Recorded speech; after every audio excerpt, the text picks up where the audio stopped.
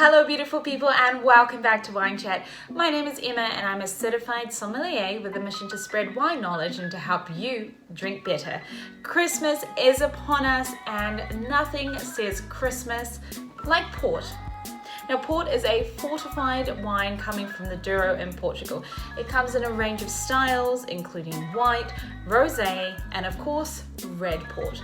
Now, red port is the one that is the most commonly produced, so this is what we're going to focus on today. So without further ado, let's chat about it. Red ports are made up of a blend of grapes that are all thick-skinned with high tannins, black fruit aromas and floral notes. Now there are 5 main grapes in port production. We have Touriga Franca, Touriga Nacional, Tinta Voraz, also known as Tempranillo, Tinta Cal and Tinta Barroca. Port is most commonly paired with dessert because of how lush and rich it can be, but I also really enjoy it as an after dinner drink or in more normal times, a drink to have when I get home from a long shift at work.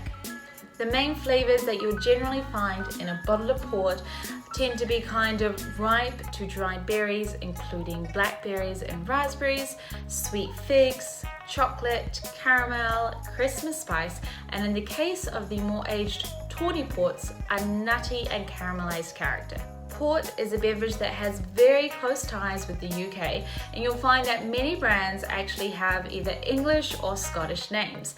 Now this is because in the 17th century, England was at war with France, which means that the English had to find a new source for their wine, and in came Portugal. Now, to make sure that the wine would survive the slightly longer journey from Portugal back to the UK, many producers started to fortify the wine, which leads us to the port that we know and love today. The Douro Valley in northern Portugal, which is close to the Spanish border, is the home of port. Now the name port comes from the coastal shipping town of Oporto. This is where the wine would be loaded onto ships and sent out to destinations like England. The grapes for port wine come from the vineyards in the Douro Valley, which is 70 kilometers upstream from Oporto and another coastal shipping city, Vila Nova de Gaia. The vineyard areas in the Douro is split into 3 sub-regions.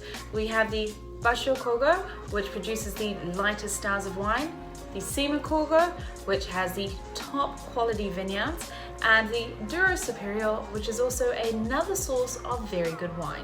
It has a warm and continental climate, and the vineyards are planted on these tall, steep slopes that rise up from the banks of the Douro River.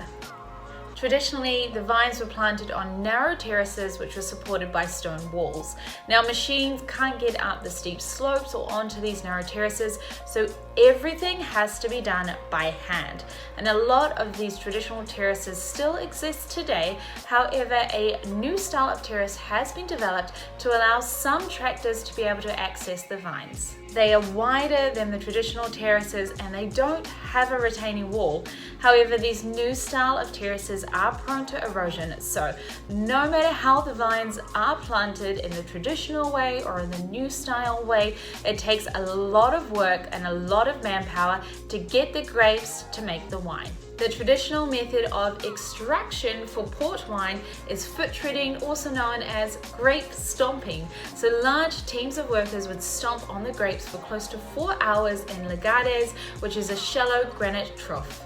Once the fermentation would start, the stomping would stop. Many producers now use mechanical feet to replicate a pair of human feet stomping down on the grapes, as the traditional method is incredibly labor intensive. Once the wine reaches the desired amount of residual sugar and the alcohol is between 5 to 9% ABV, the wine is fortified with a neutral grape spirit and fermentation will stop. The wine is then shipped downstream to continue aging in Oporto or Vila Nova de Gaia. Red port falls under 2 different styles. We have ruby port and tawny port.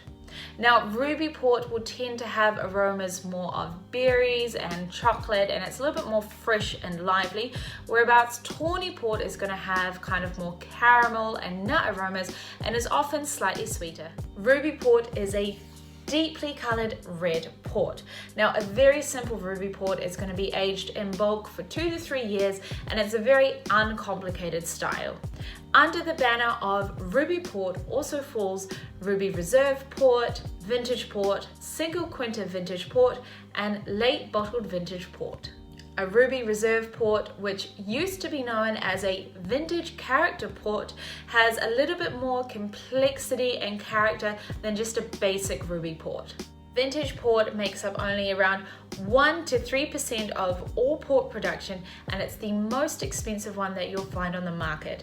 A vintage year is only declared in the very best years, and for most producers, this is their flagship wine. These will be some of the most concentrated and tannic ports that you'll find, and the wine must be bottled no later than 3 years after the harvest, but they will continue to develop in the bottle for decades. A single quinta vintage port is a vintage port that comes from a single estate, also known as a quinta. A late bottled vintage port, or LBV for short, which is what we're drinking here tonight, is a single vintage port that has been aged for 4 to 6 years before being bottled.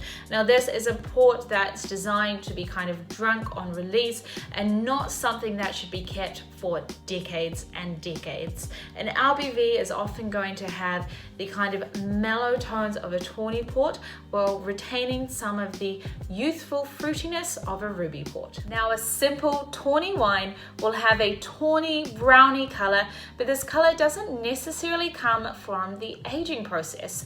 For the most basic of the tawny ports, the color will come from either being less extracted, blended with a little bit of white port, or being heavily filtered. Under the umbrella of tawny port also falls a reserve tawny, tawny with an indication of age, and COLHEITA. Reserve tawny must be aged in oak for a minimum of 7 years, and it will be a blend of several vintages and will carry some of the mellow, creamy notes of an older tawny. Tawny with an indication of age may be labeled as 10, 20, 30, or 40 years old. These wines undergo a long period of oxidative aging in seasoned wood. The age indication is not an average age of the wine in the blend, but rather the wine must be consistent with the characteristics typical of a wine of that age.